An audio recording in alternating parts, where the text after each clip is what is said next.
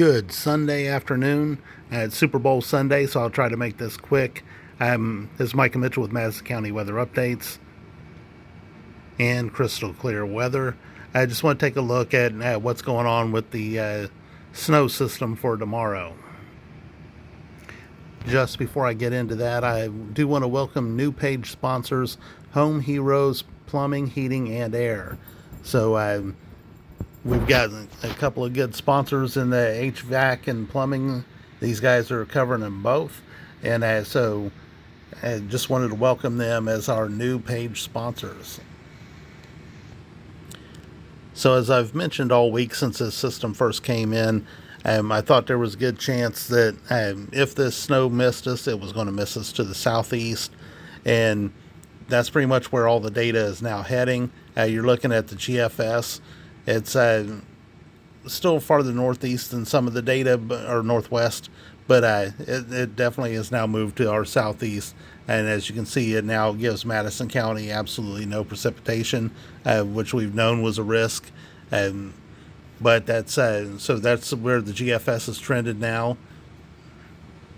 Here's a look at the NAM, the NAM 3K, and it brings some rain or mix right up to the southern border of Madison County, but most of it's to the southeast or south of I-70. I would expect that to probably trend even farther to the southeast, but that's probably the northwesternmost solution right now. Here's a look at the 18Z It's much farther to the southeast. Pretty much all the data is now going where the European has been.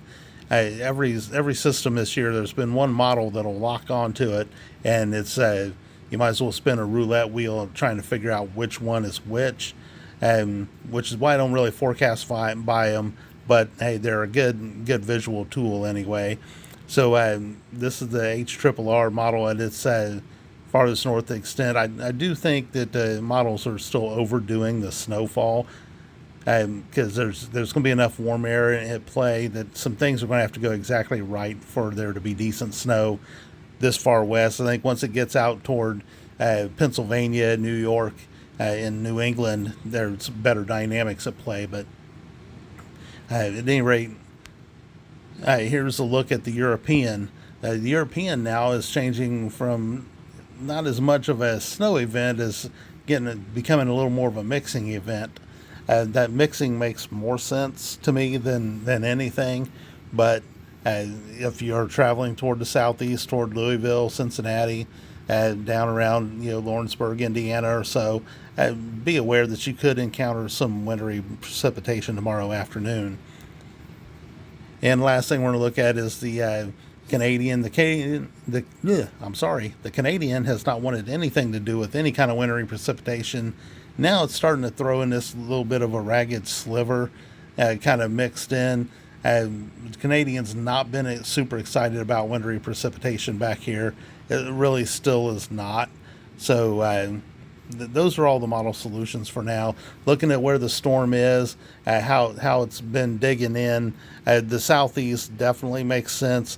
We've got this cooler air kind of pushing in. But again, even down there where the snow occurs, the temperatures are going to be very marginal. It's going to be very dependent on the exact right ingredients for some dynamic cooling. So, but at this point, it does not look like Madison County or really anywhere north of I-70 is going to have anything to worry about with snowfall. If anything changes for some reason, I will update you. But otherwise, enjoy your Super Bowl Sunday. This is Micah Mitchell with Madison County Weather Updates. Have a great day.